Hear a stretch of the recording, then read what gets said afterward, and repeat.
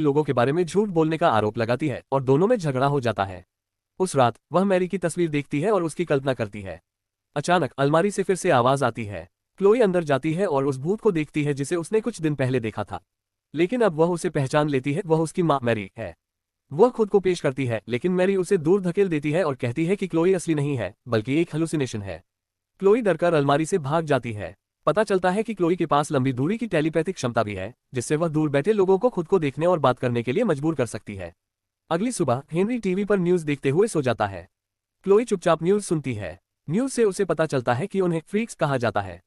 Freaks के पास super power होते हैं और जब वे उनका इस्तेमाल करते हैं तो उनकी आंखों से खून बहने लगता है। 10 साल पहले एक फ्रीक ने डलास शहर को तबाह कर दिया था और हजारों लोगों को मार डाला था। तब से सरकार ने फ्रीक्स के खिलाफ एक डिफेंस फोर्स बनाई है, जिसे एडीएफ कहते हैं। एडीएफ ने माउंट मैडॉक पर एक अंडरग्राउंड फैसिलिटी बनाई है जहां सभी फ्रीक्स को रखा जाता है। शहर में घूमने वाले फ्रीक्स को गैरकानूनी माना जाता है और उन्हें तुरंत मार दिया जाता है। एक एडीएफ एजेंट रे बताती है कि उनकी योजना माउंट मैडॉक पर फ्रीक्स को ट्रेनिंग देकर उन्हें हथियार के रूप में इस्तेमाल करने की है।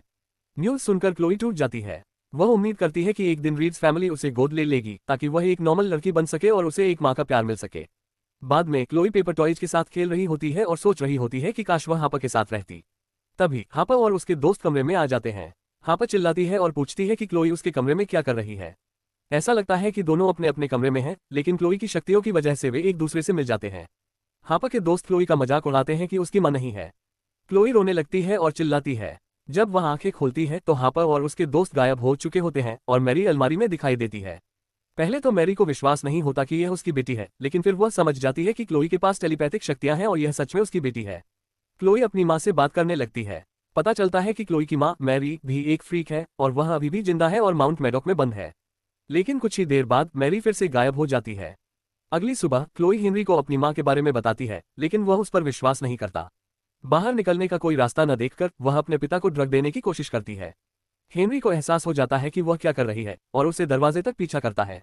वह उसे सोने का आदेश देती है और हेनरी फर्श पर गिर जाता है। क्लोई की आंखों से पहली बार खून बहता है। वह एलन से उसकी वैन में मिलती है और वह उसे अपनी योजना के बारे में बताता है। एलन समझाता है कि क्लोई की मां अभी भी जिंदा है, लेकिन उसे माउंट मैडॉक में बंद कर दिया गया है। उसकी योजना एडीएफ एजेंट रे से मिलकर माउंट मैडॉक जाने की है। एलन क्लोई को एजेंट रे से मिलवाता है। वह झूठ बोलता है कि वह एक पादरी है और क्लोई उसकी गोद ली हुई बेटी है। वह कहता है कि उसे अभी पता चला है कि क्लोई एक फ्रीक है। वह एजेंट रे से क्लोई की सुरक्षा करने और उसे माउंट मैडॉक ले जाने के लिए कहता है।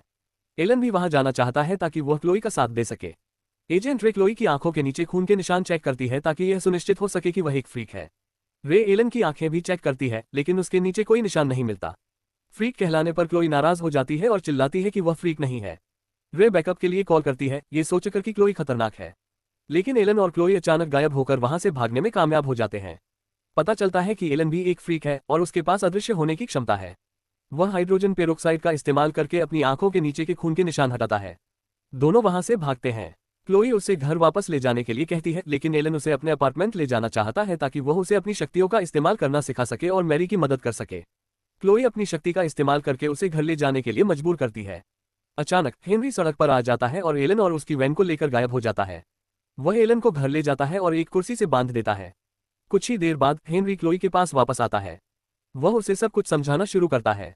पता चलता है कि हेनरी भी एक फ्रीक है। उसके पास टाइम बबल बनाने की क्षमता है जो बाहर की दुनिया में समय को धीमा कर देता है, जबकि बबल के अंदर का व्यक्ति नॉर्मल रहता है। अब तक उसने अपने घर के चारों ओर एक टाइम बबल बना रखा था जो तब तक काम करता था जब तक वह सोता नहीं था। बाहर